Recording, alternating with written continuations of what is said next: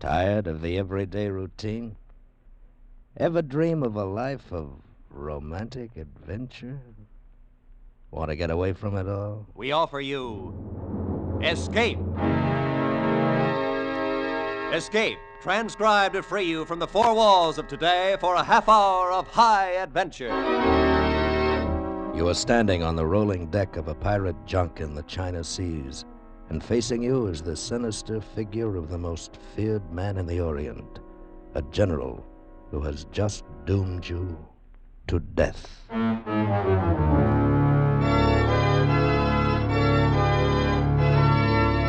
Today, with Bill Conrad starred as O'Hara, we escape to China and the gripping story of pirate treasure, as Charles Booth told it in his fascinating novel, The General Died at Dawn.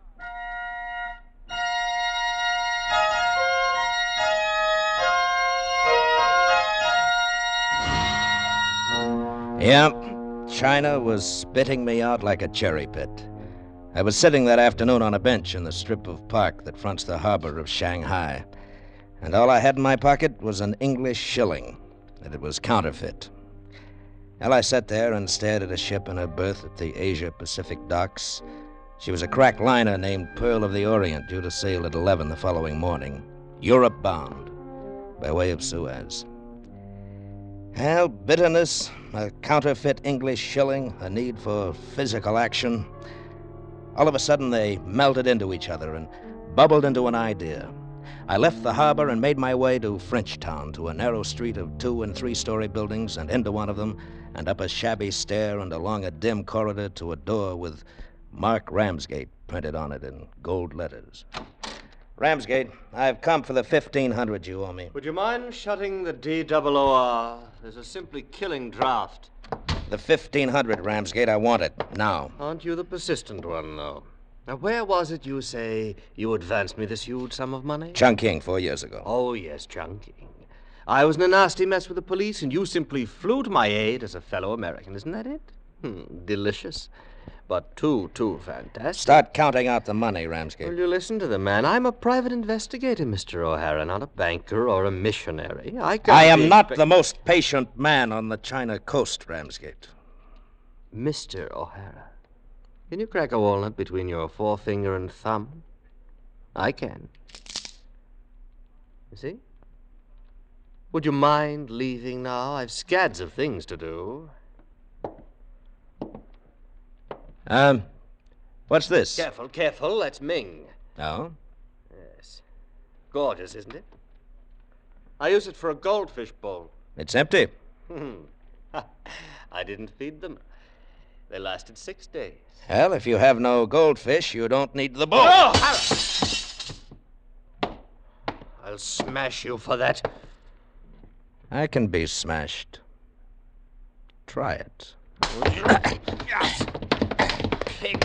He was strong and very fast, and he wore an enormous ring, which was damaging whenever he landed a punch. But he'd lost his coolness, his best asset, really. And it didn't last very long. Go!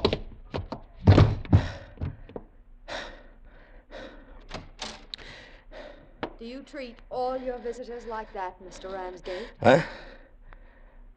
Oh. Hello. Come in. Shut the door. Have a seat, Miss, Mrs. Mallory. Irene Mallory? Why, yes. May we speak privately, Mr. Ramsgate? Well, my friend on the floor is fast asleep. What can I do for you?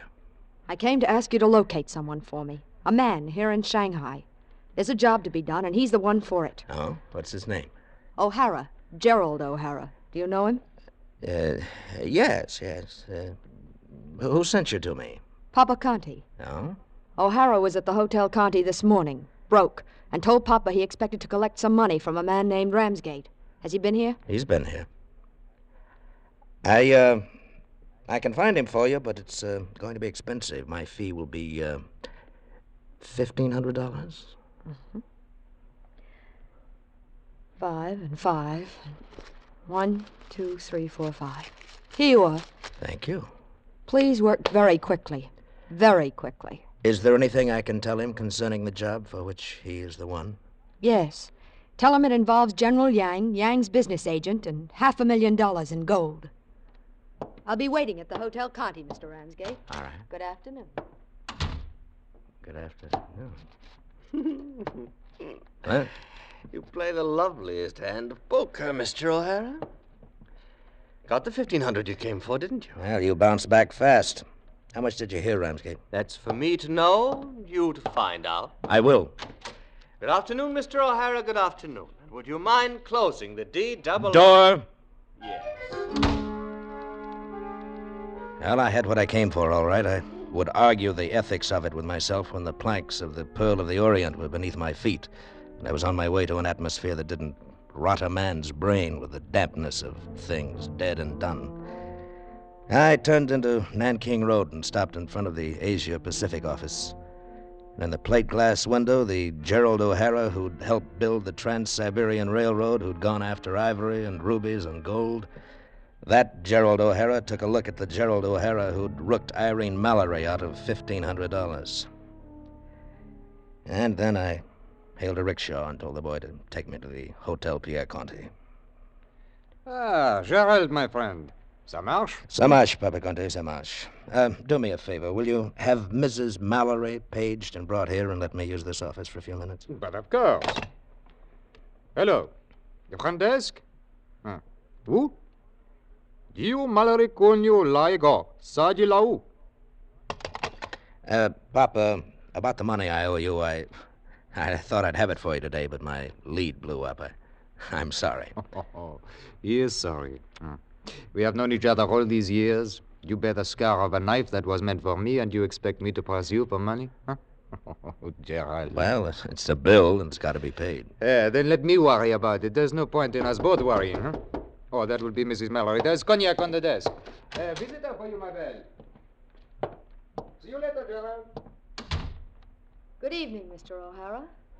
Oh, I suppose Conti told you who I was. No, I recognized you this afternoon. Oh. Here's the money you gave me. Oh? Do you know what the odds were when you handed it to me of your ever seeing me again? I was ready to cut my best friend's throat for the price of a ticket west. Wouldn't you prefer to leave with a good bit more than that? Oh, the $500,000 you mentioned? Yes. Would you, care to hear about it? Well, perhaps care is too strong a word, but I'll listen. There's a man named George Martell registered here. He's General Yang's business agent. Do you know him? Your eyes are lovely. I like your eyes. Yang had $500,000 worth of gold bars here in Shanghai. Can you guess why he kept his funds in bullion? It'd be hard to abscond with almost half a ton of gold. And Martell has been converting that into American dollars for some time now. But there are two things he doesn't know. Yang is aware of what he's doing, learned about it last week. And Yang will be here in Shanghai tonight. Well, Yang enjoys a good deal of tolerance in this city, but he's still an outlaw with a price on his head. He has no legal recourse. He's got thumbscrews and jackboots. Don't you see what I'm getting at? Martell's life isn't worth a grain of rice once Yang arrives. Yang's here now. What? He's here now. I saw Sergeant Wong, his ADC, dressed as a coolie down at the docks this morning. All the better. Unless Martell shares the money with us, we won't help him escape from Shanghai. You could arrange a way out for him, couldn't you? Oh, yes, I know ways, but I'm not the man for the job, Mrs. Mallory. I'm as empty as a sucked egg. I'm tired, very tired. I just want to crawl out of Asia. I'm sorry. No pride? None. Certain? Positive. Not even enough to resent that? Or this? Why, you little... You're hurting my wrist, O'Hara. Come here to me.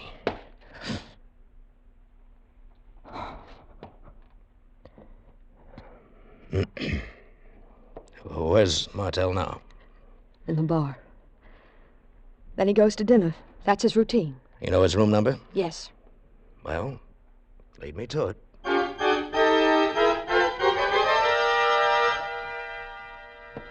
Was that the last valise in the closet? Yes. Well, we know now that Martell doesn't keep the money in his room. That would have been too obvious. Don't ever be deceived by the obvious, my dear. The techniques of hiding and finding haven't changed since Poe stated them in the purloined letter. Our next move... Someone's coming down the hall. No, out with the light. Martell. Shh, behind the screen. What perfume do you use? It's marvelous. Shh. Well, Oh, what a heavenly room you have, Mr. Martel. My, so comfy. Get to the point, Mr. Ramsgate. What is it you wanted to speak to me about? General Yang and his Shanghai funds and what you intend to do with them. Have you been prying into my affairs? Just an old busybody, aren't I? Ramsgate. Don't try for a gun. Just don't. What is it you want? All the money you have. And the alternative? I'll tell Yang of the naughty thing you've done. Mr. Ramsgate, I beg you. No. Either give me the money or be prepared to face Yang and tell... O'Hara. Hello, George. Irene, see if Ramsgate has a gun. Okay. George, have you met Mrs. Mallory? O'Hara. Here's the gun. Oh, good. Now see if George has one. Easy, George. Here it is. All right, now put it in your purse. Yeah. George, you know me, don't you? I mean, you know me. Yes, I know you, O'Hara. Were you going to accept Ramsgate's offer? I think that... Wouldn't have done you any good. Yang has a price on your head right now, didn't you know? Oh, yes, Ramsgate would have taken your money and turned you over to Yang anyway. Well, I thought that I'd be able to think of some scheme while Yang was on his way. On his way. Yang's in Shanghai right now. No. Look, now, here's our O'Hara, proposition. No. 1/3 apiece to each of us, and I'll help you escape. 1/3? To each of us, 1/3 to you. You better take it, George. Well... But tomorrow morning, Yang will have blocked every exit from Shanghai you could think of. You need us, George. And you know I always fulfill my end of a contract. Help me, O'Hara. Help me, please. You accept? Yes. Good. Now, Yes, where's the O'Hara. money? I want it in my hand before I so much as make a move in your favor. Please. It's not here. In the hotel, I mean. It's in the safe in my office in the Rue Montauverne. Let's go after it, George. Let's go after it.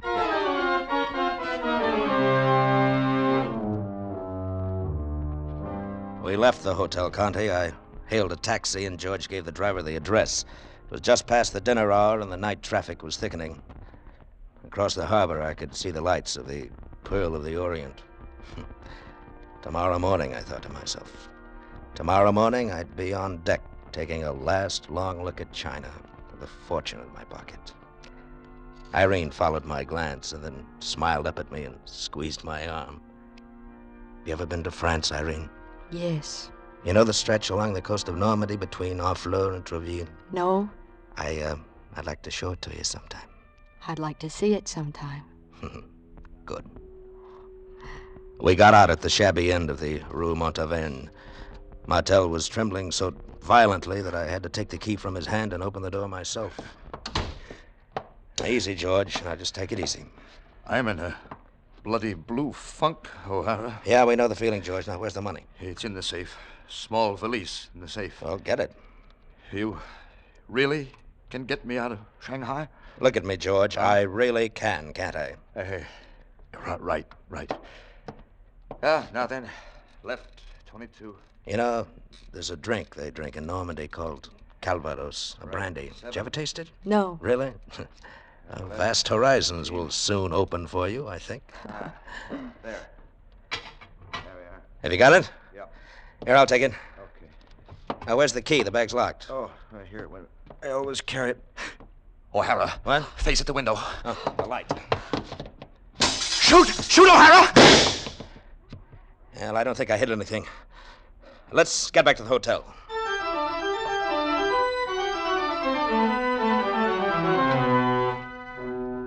The street was deserted as we left Martel's office. I expected almost anything, but nothing happened. Nothing at all, except that I slipped on the broken glass scattered about the sidewalk and almost broke my neck. And we took a taxi back to the Hotel Conti. No, we won't go to your room, George. Irene, we'll hole up in yours. Do you think we're safe here? Well, it's relative. We're safer in the Conti than any other place else in Shanghai. Not that that's saying much. At least we have an ally here, Papa Conti himself. In you go, George. Thanks. Now, Irene, here's the money. Don't let this valise out of your sight for a moment. Take the gun out of your purse now. You know how to handle it? Some. Sit down, George. Yeah. No, not on the chair. Sit on the floor, facing the wall. Now, look, Irene, you've got a double job. Yeah. Keep George and the money in and everyone else out. Understood. O'Hara, you're not going. Well, I have to arrange your exit. Do you expect me to do it by telegram? Oh, that reminds me. I'll need that 1,500 of yours again. How much do you weigh? 118. Delicious. Here's the 1,500. You'll be repaid out of George's end of the cut. Well, I'll be going now. I'll be back in about Oh, 3 hours at the latest. Lock the door after me. I'll see you soon. Take care of yourself, O'Hara. Right. Wish I could think of something entirely reassuring, but all I can come up with is this. I think we've got a 50-50 chance of making it.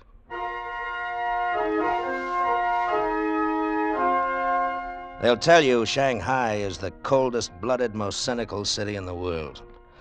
Has none of the charm of Paris, nor the comfort of London, nor the youth of New York. But as I made my roundabout way to the docks, past the food shops and the dens and the coffin makers and the honky-tonk joints, I suddenly no longer cared about that. I felt vaguely excited and eager for the next moment. And then finally, I found the man I was looking for after a tour of the bars. He was a big, bearded Swede named Nelson, the owner and captain of an old bum freighter. And after an hour or so of negotiation, we had it straight. He'd have a taxi driven by himself, parked near the alley 2 blocks from the county, ready to pick Martel up at dawn and carry him to the ship. $1,500 down and another $15,000 from Martel when he was safe on deck. And that was that. I was back at the hotel by 2:30.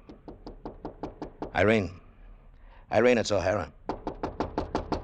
Irene! I put my ear to the door and listened. Nothing. I grasped the knob to shake it, and the door swung open. The lights were on, and the room looked as though a tornado had gone roaring through. Bureau drawers open, clothes flung out, luggage slashed, and Martel lay upon the bed, staring at the ceiling, his face ripped badly, his hands and legs tied tightly. I walked over and put my fingers to his neck. He was dead. The small valise lay next to him on the pillow. It was open and empty.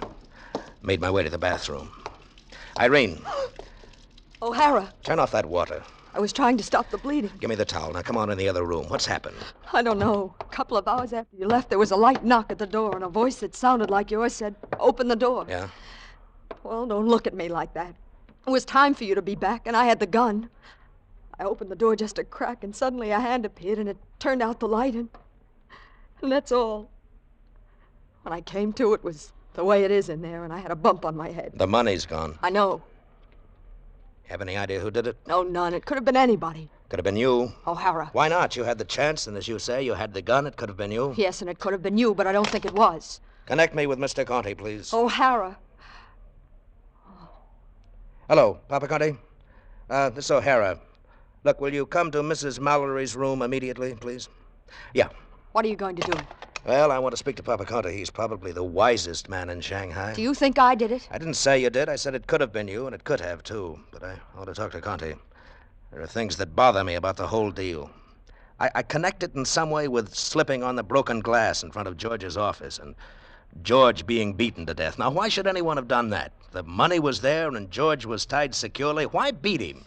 And something about George's having to depend on me for a getaway. I always considered him a very cautious and careful man. He had the money. Surely he would have planned his own escape long before I ever... Well, that's probably Conte. I'll get it. Gerald, it is I. Come in, Papa. Good morning, Mr. O'Hara. Ramsgate. Get inside, Papa Conte. All clear, General.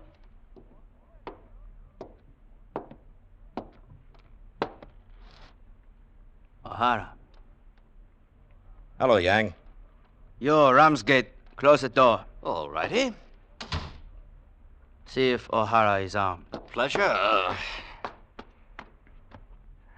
I have it, General. So, the dog is dead. And the bone is buried. Oh, I will find the bone. Well, first you must find the other dog. Perhaps I'm looking at him. Try to prove it. If you do not kill Martel, why have you not sent for the police? Shall I telephone them now? O'Hara, what would you do if you were in my position? Well, I'd search the luggage and personal property of all of those here. Then if I didn't find the money, I'd question us, all of us, including Ramsgate. And if I didn't find what I was looking for, I'd make my apologies and look elsewhere. It is good advice. I'll accept it. Conte, you have a baggage truck in your garage. Go outside, give the key to Sergeant Wong. And no tricks, Conte. My men are at every entrance and every floor. Ramsgate, Yes, General. Go with Conti. Tell Sam Fu to take a squad of men, pick all the baggage belonging to Mrs. Mallory and Papa Conti and George Martel. Bring it to my headquarters. Tell them to take also Martel's body. Yes, General. Come along, Conti. O'Hara, you and Mrs. Mallory will come with me. Where to?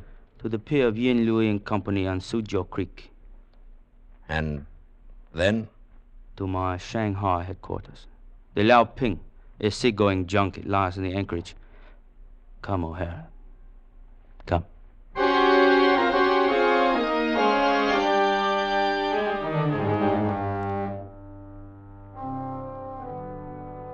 It's almost 4 o'clock. How long do you intend to keep us aboard, Yang? The money is neither upon your person nor among your belongings. I must now persuade you to talk. Will you do so willingly? And if we do not? I will turn you over to my bodyguard. You have heard of them? Who hasn't? What have you heard? Oh, something about your destiny being their destiny and their lives being your lives, and that they would do anything under heaven that you commanded? That is correct. Will you talk, O'Hara?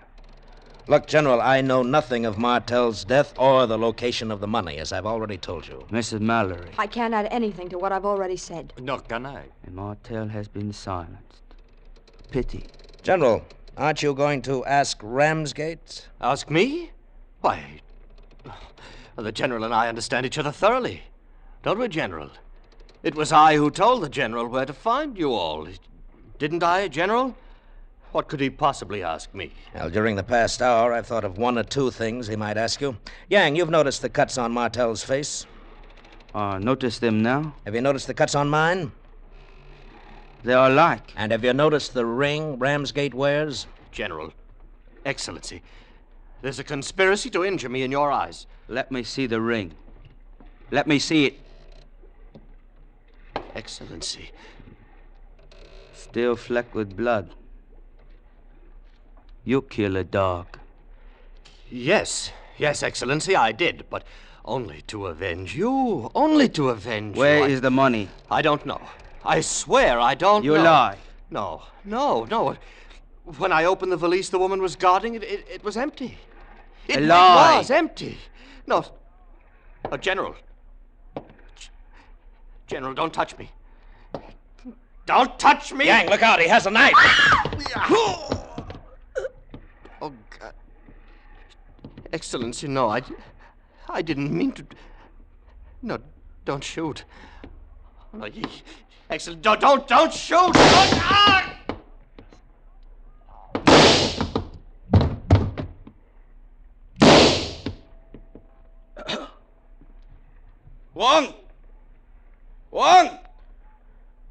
Wang Chun Liao! O'Hara, what is he ordering him to do? Something about killing us. O'Hara! Shh. Yang, this is a thing I never expected to see. A man of destiny stabbed by a fat fool while his bodyguard, his loyal bodyguard of 12, stands by and watches. You'll find it amusing. And before I die, you and your friends will be dead. Can you laugh at that also? Perhaps, but not as much as all China will laugh at Yang's loss of face. China will laugh for centuries to come at the story of how Yang was killed while his devoted bodyguard lived. China will not laugh at Yang. My bodyguard will not live. They will have shot one another. At whose command? At my command. It will be their will also. They have lost face too, and unbearably. Can they continue to live? No one will believe that your bodyguard, foolish enough to let you be stabbed, would obey a command to kill themselves. Your name will be a laughing stock. No. They will joke about you in the tea houses. No. Your sons will die of shame. No. And why?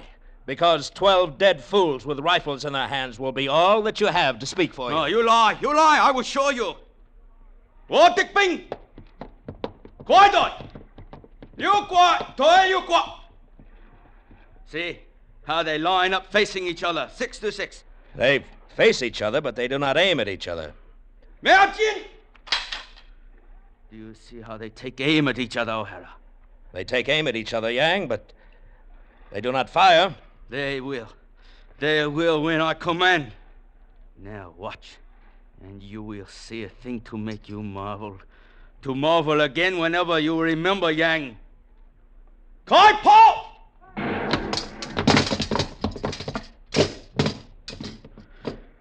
Was Yang not right? Was he not right?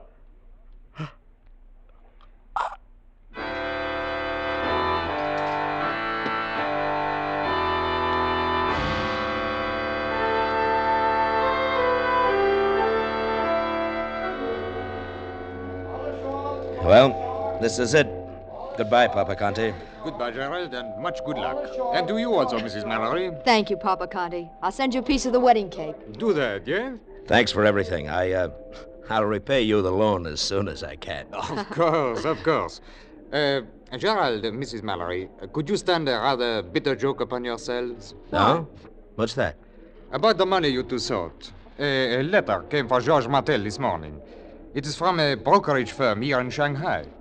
It says, Dear George, this is to confirm our conversation of this morning.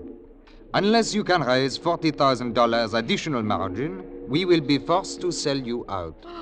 We regret doing this to so good a customer, especially in the light of the $500,000 loss you suffered these last 2 months. But business is, etc., yours sincerely. You understand, Gerald? Yes, I thought it might be something like that. That's why he didn't arrange for his own escape. Each day he expected to recoup his losses. And he tricked us in his office on the Rue Montauvergne. He didn't want us to learn the valise was empty, and so he pretended to have seen that face at the window. Yeah, that's right. And then when we put out the lights, he must have thrown something through the glass, a paperweight or the like. That's what puzzled me about the broken glass. It was on the sidewalk and not in the room. It was also why Ramsgate killed him. He couldn't make Ramsgate believe his story. Yeah. Papa Conte, may I have the letter? I'd like it for a souvenir. Oh, but of course. Thank you. Well, au revoir, Gerald. Au revoir, ma belle. I wave to you from the shore. Goodbye. Goodbye, Papa. No regrets, O'Hara? Regrets? None. No regrets for the past, and no doubts for the future.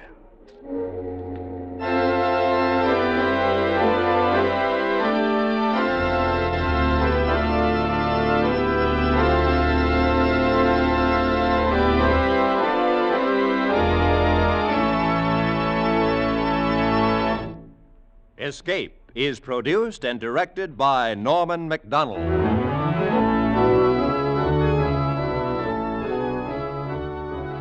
Today we have presented transcribed The General Died at Dawn by Charles Booth, adapted for radio by Walter Newman, with editorial supervision by John Dunkel. Starred as O'Hara was Bill Conrad. Featured in the cast were Estelle Dodge, Larry Dobkin, Ben Wright, John Daner, Jack Prussian, and Peter Prouse. Special music was arranged and played by Ivan Ditmars. Next week, we escape with the unusual story, The Great Impersonation, by E. Phillips Oppenheim. Be sure to tune in at the same time next week, when once again we offer you Escape.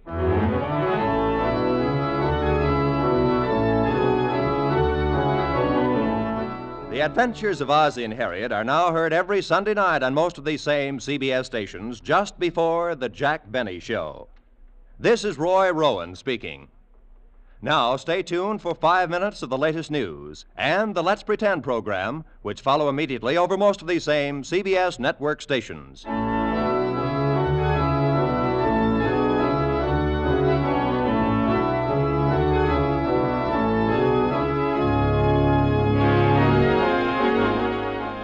This is CBS, the Columbia Broadcasting System.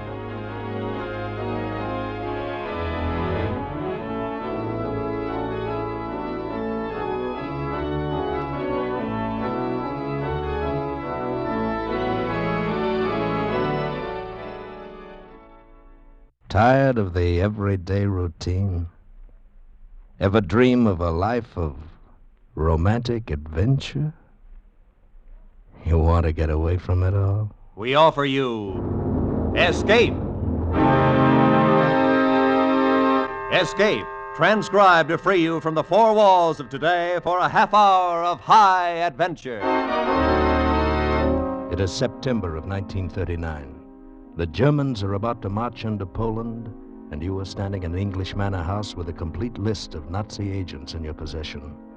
While facing you, guns drawn, are three people who, to get that list, would gladly kill you.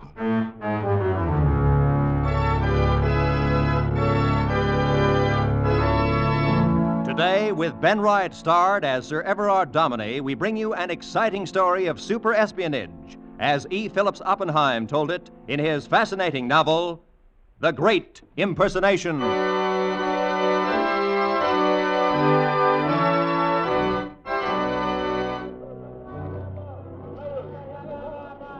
Incredible. Von Ragestein, this is incredible. He is drunk? Dead drunk. He is seldom otherwise. Hold the light closer to the cut so I can see him better. Here. Truly incredible, von Ragestein. You and he are as alike as... Well, I would swear it was you lying here on the cot. Yeah. Hair, nose, mouth, everything like a smudged and smeared portrait of yourself.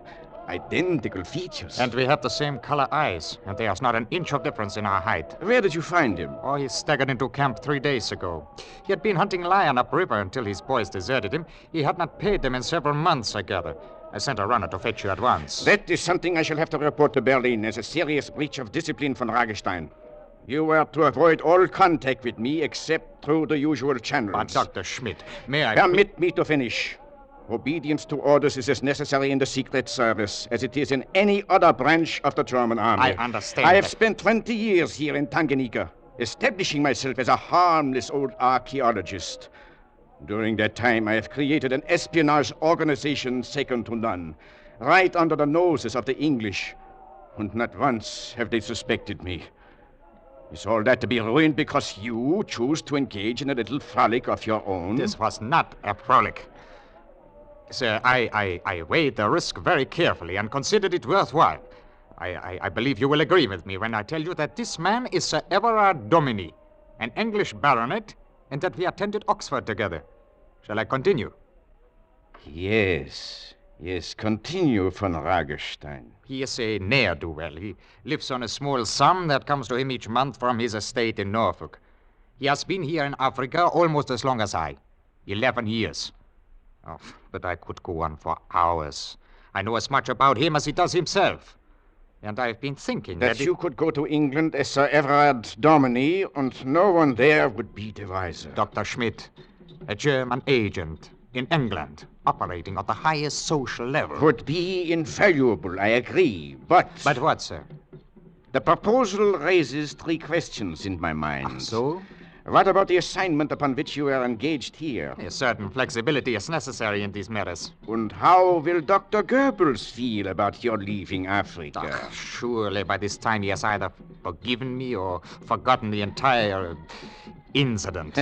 You don't know the little doctor if you think that.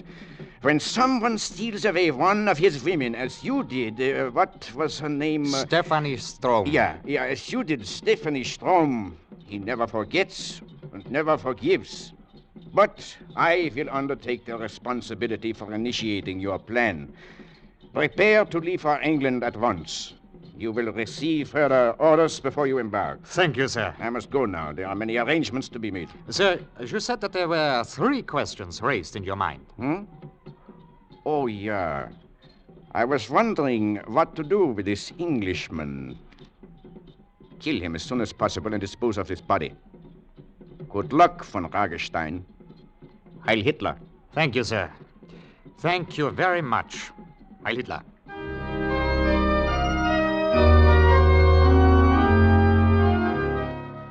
That night, a new Sir Everard Dominey was born, and Leopold Ragestein vanished from the face of the earth. Dr. Schmidt's arrangements were most thorough, and I arrived in London less than a month later. Mr. Mencken will see you now, sir. Thank you. My dear Sir Everard, a most unexpected pleasure. Oh, dear me, how changed you are, and how well you look. Credit Africa, Mr. Mangan. A wonderful country. It's done wonders for you. Dear me. Are you thinking of settling down here for a time? Well, that depends a little upon what you have to tell me. Oh, yes. Yes, of course. Regarding the matter of Roger Unthank, nothing has been heard of him since the day you left England. His body has never been found. And, my wife? Her ladyship's condition is, I believe, unchanged. She is in excellent physical health, but mentally... She still swears to take my life if I sleep under the same roof as she again? I see. She... I may very likely settle down at Dominie Hall. Oh, I'm afraid the estate is still not in very good condition. All those debts you left behind. Quite. Yes. The business object of my visit to you is to ask you to make arrangements as quickly as possible for the paying off of the mortgages of the Dominie estates. What? I've been making a good deal of money in Africa. Great Scott. A Dominie making money. In the 40 years I've managed the Dominie interests, I've never known that to happen.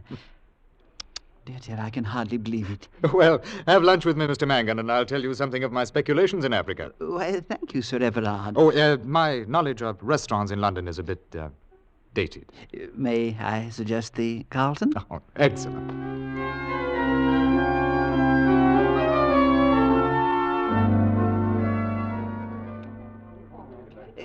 Give me your hat, Sir Everard. I shall check it. I'll be with you now. All right, I'll wait for you right here. Leopold, Huh? why didn't you let me know you're in England? Ah, Leopold, how happy I am I to think you're making a mistake. My name is not Leopold. Darling, do you deny knowing me? Madam, I do not have the pleasure. My name is Dominie. Everard Dominie. I don't Leopold, my address is 17 Belgrave Square. Come there at 7 this evening. But, my dear I lady... shall expect you at 7. Here we are. 7 Here we sharp. are. Dear me, Sir Everard, wasn't that Stephanie Strome? Well, I don't know. She mistook me for someone else. Oh, she is a marvelous actress. Marvelous. I saw her in Macbeth last month. And she... a table for two? Yes, sir. This way, please. She played Lady Macbeth, you know. And in that scene... Oh, she is excuse me one attempting to moment, offer- Mr. Mangan. Seaman! Seaman, my dear fellow, how are you? Well, Everard, what a surprise. May I introduce my friend and legal advisor, Mr. Mangan? Mr. Mangan, Mr. Seaman. How do you do? Pleasure. Seaman and I were business associates in Africa. Will you join us at lunch, Seaman? Thank you, but I cannot. Where are you staying, Everard? At my estate in Norfolk, near Flankmere. I'm driving there this evening. Why, I have to be in Norfolk on business tomorrow. Be my guest, will you? Thank you, Everard. Thank you. Good day, Mr. Mangan. Good day, sir.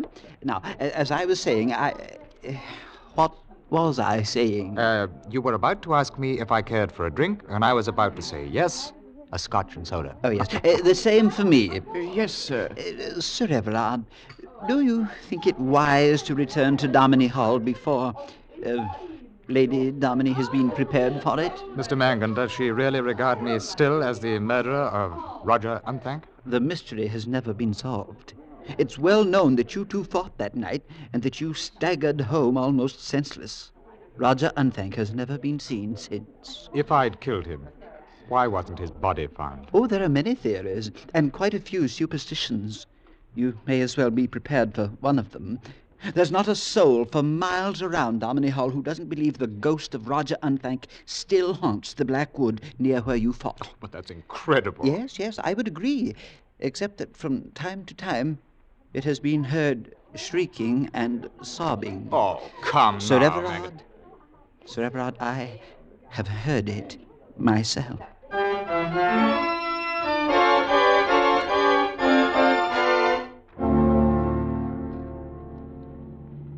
Tired, Mr. Mangan? Just a bit, but we shall be there in a few minutes. I telephoned before we left London, and they've rooms ready for us. Any of the old servants still left? Oh, none. Every servant and caretaker we've had there has given notice within a month. At least a dozen swore that they had seen the ghost of Roger Unthank and heard his call at night. That's the sole reason why I haven't recommended long ago that you should get rid of Mrs. Unthank. Oh, she is still in attendance upon Lady Dominie? We couldn't get anyone else to stay there. And her ladyship absolutely declines to leave the hall. Through that gate, Sir Everard. Yes, I remember. Oh, some of the old wall is down, I see. That wall has been down, to my knowledge, for 30 years. Of course. I'd forgotten. We've kept the old place weathertight, and I don't think you will miss the timber we were forced to sell. Oh, any from the black wood? Not a twig. Not one of the woodmen would ever go near the place. You and I will take a look at the black wood in the morning. Well, if you insist, Sir Everard. How does it feel to be at home after all these years? I feel as though this is my first visit. Good evening, Mrs. Unthank. There's no place in this house for you, Everard Daubeny. No place here for a murderer. Really, my good Can woman. you face me, Everard Daubeny? You who murdered my son and made a madwoman of your wife. Mrs. Unthank, return to your duties at once and understand that this house is mine to enter or leave when I choose. And you will treat Sir Everard with respect. Have rooms been prepared for us? You will be in the West Wing, Mr. Mangan. And the Oak Room has been prepared for Sir Everard. You mentioned respect, Mr. Mangan. If he stays here against my bidding, perhaps her ladyship will show him what respect means. Good night. Oh, dear. My dear Sir Everard, I'm dreadfully sorry that such that's quite all right. Quite all right. Well, I think I'll turn in immediately. We'll make the rounds of the estate after breakfast. Sir Everard, are you really going to sleep in the Oak Room? Yes. Why? Have you forgotten? It's next to her ladyship's. And... No, I have not forgotten. Good night, Mr. Mangan.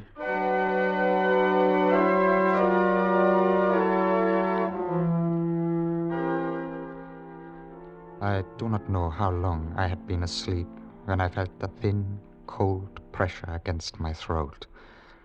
I opened my eyes and I saw a hand, a small, slim hand in the moonlight just beneath my chin. If you move, you will die. Remain still. I wish to look at you.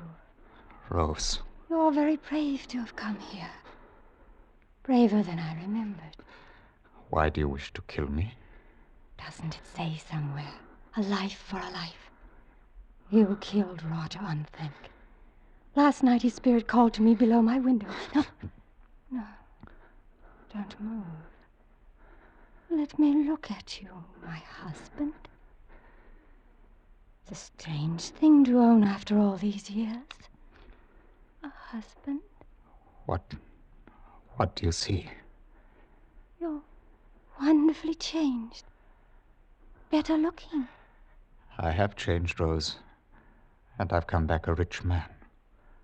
I shall bring some wonderful doctors here, and they'll make you quite strong and well again. I've been wondering why I don't kill you, Everard, as I've sworn to. I know now. I know why I don't. Why, Rose? Because I've just realized you aren't Everard at all. Yes, that's why. You needn't fear ever that I shall kill you, because you're not Everard at all.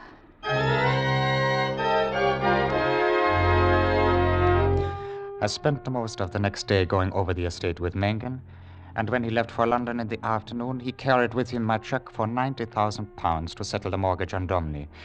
And soon after his departure, Seaman arrived. And it was very good of you to have invited me. Well, come into the library. How was your trip here? Oh, very pleasant. Very pleasant. The countryside is lovely this time of year, and, how did it go, Leopold? Well, I think good. Mangan accepted me completely as Everard Daubeny. And if I say so myself, I think that I have made a very convincing transformation into an English country gentleman. Of course, it's been uncommonly expensive. Yeah. Every penny you gave me when we met at Cape Town is gone to pay off the mortgage of Sir Everard's... excuse me, on my estate. Well, we could not have you return home to a poverty-stricken domain. You'd have held no place whatsoever in English social life, and no welcome from those with whom we desired you to stand well. Now, there is no bottom to our purse in these matters, and more will be deposited to your account. From my African investments? Yeah, from your African investments. So, all has gone smoothly? Yeah, all except for one thing. Oh? Stephanie Strom met me by chance in a restaurant yesterday. She recognized me at once, of course, and seemed quite piqued when I denied knowing her. She demanded I called upon her at her home yesterday evening. Well? Has it occurred to you that she has claims upon Leopold von Ragerstein which would altogether interfere with the career of Everard Dominie? Our relationship before I left Germany was fairly well known, and if we are seen together now, someone might put two and two together and... Yeah, you're right, of course. I'll see what I can do. It will not be easy. Stephanie is extremely strong-willed and impetuous. She will do as she is told. See? Anything else? No. Good. Now listen very carefully. I have instructions for you. I am listening. We move upon Poland in September. Now, if England declares war, it will, of course, render espionage work here extremely difficult in two major respects. Yeah, of course. One, the English will redouble security precautions, and two, it will be almost impossible to bring in money with which to pay our agents in this country. It is with the second difficulty that you will be concerned. Your function will be that of paymaster. Go on. Now, from now until September, £3 million will be given to you. To whom do I disperse this money? The day we begin to conquer Poland, written instructions together with a list of all our agents here and in Ireland will be placed in your hands. Understood. So until then, live the life of Sir Everard Dominie, Baronet. So I will visit you from time to time to keep you abreast of events. So goodbye for the present, Leopold. I have a million things to do. Oh, and good luck in your impersonation. Thank you. I think I shall need it.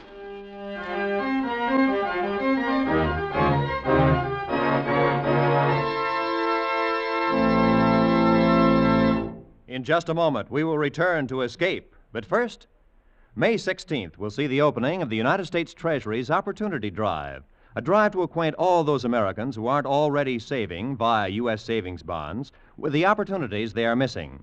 Men and women who know through experience the many merits of this kind of saving are urged to become volunteer salesmen for the U.S. Treasury. If you would like to help sell American opportunity, get in touch with your county savings bond chairman right away. And now, with our star, Ben Wright, as von Ragerstein, and Sir Everard Dominie, we return to the second act of Escape and The Great Impersonation.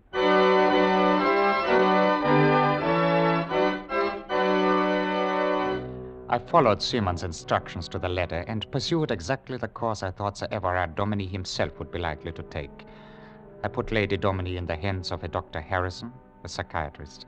I pensioned Mrs. Anthenkoff, but to my surprise, she remained in the vicinity. I began to entertain upon a lavish scale, shooting parties, hunts, dinners, and dances. Unavoidably, Stephanie appeared among my guests from time to time. It was evident from her manner that Simon had spoken to her concerning me, and quite forcibly. It was also evident that she did not like it. I could see her patience wearing thinner and thinner. And one Friday to Monday, as I was walking through the garden after breakfast... I wish to speak to you alone. my guests will be... Your guests are well occupied. And in any case, I'm one of them. What is it, Stephanie? Leopold, can it be you've lost your love for me? You've changed so much and in so many ways. Stephanie, I thought it had been impressed upon you. I am not Leopold, but Everard Dominie, an Englishman and the owner of this house and the husband of Lady Dominie. I can almost believe you are an Englishman. You stand there cold and aloof as one. You whose tears have fallen upon my hand, whose lips... You speak of one who is dead. What has changed you like this? What has dried up all the passion in you? Careful, Stephanie. Someone is coming. Yes, what is it, Parkins? Beg pardon, sir, but Lady Dominie has returned. Oh, thank you, Parkins. Stephanie, will you excuse me? Leopold, something has just occurred to me, and I shall not see you, or rather, trouble you for a while. I'm going to take a sea voyage. A sea voyage? Where? To Africa, Leopold. To Africa.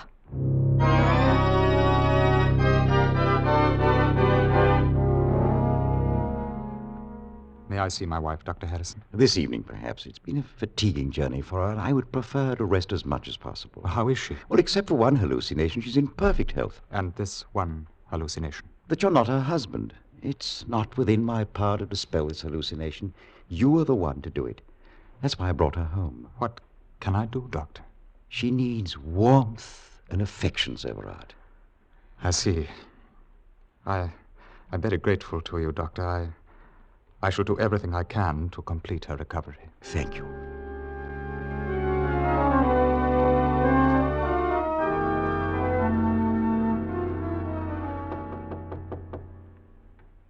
Yes? It's I, Rose. May I come in? Yes, Everett. Rose, I couldn't go to sleep before welcoming you home. Thank you, Everett, dear. That makes me very happy. You're looking well and extremely lovely. I am well. All the foolishness is gone. I know that whatever happened to poor Roger, it was not you who killed him. I know that I never really heard his ghost call to me. It was my imagination. I can't think why I ever wanted to hurt you. I'm sure I love you. Then why do you doubt that I am your husband? You're so like him, yet so unlike him. His daddy died in Africa. Then who am I, Rose? I don't know. But you're kind to me. And when you're near, I'm happy. Rose, look at me. I am Everard. I am. Can't you see? It's Roger. He's calling me. Everett, I do hear it, don't I? It's not just in my head. Rose. Let me go. I must wave to him from the window. He never rests until I wave to him from the window. Please. Rose, if you love me, do one great favor for me. Do not go to the window. Don't wave. I must wave. I can't stand his cry. Rose, as you love me, please. Oh. All right, Everett. I'll do as you say, but hurry, please hurry. I ran out of her suite and down the stairs. Parkins was standing in the entrance to Dominie Hall, a heavy walking stick in his hand. I told him to follow me, and we hurried through the garden. And there, beneath Rose's window, I saw a dark shape. Slowly now, Parkins. Slowly and quietly. Ah! Parkins! Parkins, help me! Come on, your stick! Oh, well done, Parkins. Do you have a match? Yes, sir. Well, strike it, man, strike it. Oh, very good, sir. Aye, take a look. And who is it? It's Roger Unthank. Ah, telephone the hospital and flank me to send an ambulance for him at once. Right. Roger! Oh, you've killed him.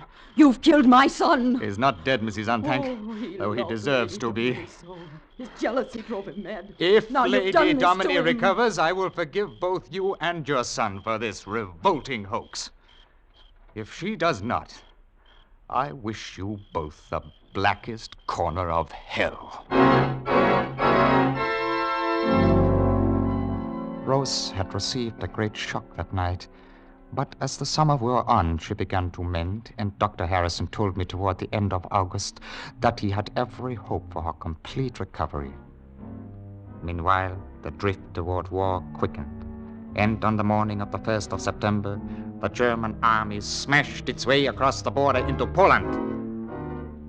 Simon telephoned me that morning to inform me that he would be at Dominie Hall that evening for a business conference, and about 9 o'clock, he arrived. Mr. Seaman is here, sir. Thank you, Parkins. Oh, hello, Seaman. Oh, have you heard the terrible news, Everard? Have you heard the wonderful news, Leopold? Our army is simply leaping ahead. I know. I have been listening to the wireless. We have to work quickly, very quickly. I must be in Ireland by tomorrow morning. Here, take these. What is it? These are microfilms, no larger than postage stamps. They contain your orders and the list of all our agents in these islands. Now, Leopold, the fate of our espionage service here is now in your hands. Yeah, I understand. Good. And speaking of precaution, Yeah? as you stooped to sit down just now, I distinctly saw the shape of your revolver in your hip pocket. Oh? Do you think it is wise to be carrying firearms about just now? Oh, yeah, quite right. Here, take care of it for me. Quick, Quick, get the films out of sight. Into this drawer. Yes? What is it? Sorry to disturb you, sir, but Miss Strom is here and she is... And insists upon seeing you. Stephanie. Thank you, Parkins. That will be all. Yes, sir. Stephanie. I did not know you had returned from Africa. This afternoon, and I brought a visitor with me. Now tell me, Dr. Schmidt, who is this man? Leopold or the Englishman? Why, he is the Englishman. What have you done with Leopold? What have you done with him? He met with the fate he'd prepared for me. His body sleeps on the bed of the Ruma River. I don't understand. You came to me at Cape Town. You had all von Hagerstein's letters. You know his history. We exchanged the most intimate confidences in his camp. The letters and papers I took from him. And the money, the 3 million pounds? If the German Secret Service wishes to formulate a claim and sue What him... are you? You two lumps of earth clads. You let this Englishman stand there and you... The lists! He has the lists of agents! Yes, and they should prove of great interest to His Majesty's government. Do something. We are 3 against 1. Seaman! Back, Doctor, not another step or I'll shoot. Seaman! Grab him! Get back, Seaman! No, don't shoot! Don't shoot! No, Parkins! Please, don't Parkins! shoot! Don't shoot! Yes, Don't sir, shoot. Rod? Telephone the military barracks at Norwich. Ask them to send a car and a strong escort immediately. Yes, sir. And then, Parkins, come back here and see what my guests will have.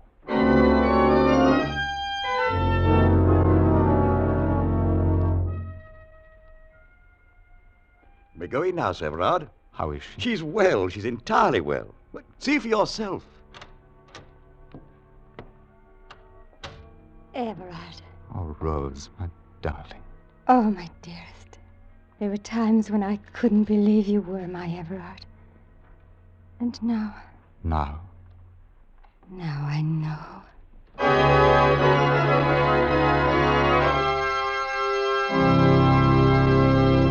Escape is produced and directed by Norman MacDonald. Today we have presented transcribed The Great Impersonation by E. Phillips Oppenheim, adapted for radio by Walter Newman, with editorial supervision by John Dunkel. Starred as Sir Everard Dominey was Ben Wright, with Gene Bates, John Daner, Gabriel Windsor, Ted Von Eltz, Edgar Barrier, Ann Morrison, Parley Bear, and Ramsey Hill. Special music was arranged and played by Ivan Ditmar. Next week, at the same time, you will hear Tell It Again, bringing you the great stories you all remember. Be sure to listen again next week when we Tell It Again. It's Sunday night, and you think the troubles of the week lie ahead of you, but your troubles are nothing compared to the risks and hazards of running a general store as Lum and Abner run their Jot 'em Down Emporium in Pine Ridge, Arkansas. Your troubles of business and your troubles in love dissolve like bubbles when Amos and Andy encounter the Kingfish and his latest gold bricks. Your troubles of trying to make good in the social whirl, in the worlds of music, sport, and fashion, of just trying to make good, vanish like a dream once you've heard Jack Benny. Amos and Andy and Lum and Abner are heard on most of these same CBS stations. Jack Benny is heard on them all. This is Roy Rowan speaking. Now, stay tuned for 5 minutes of the latest news and Let's Pretend, which follow over most of these same stations.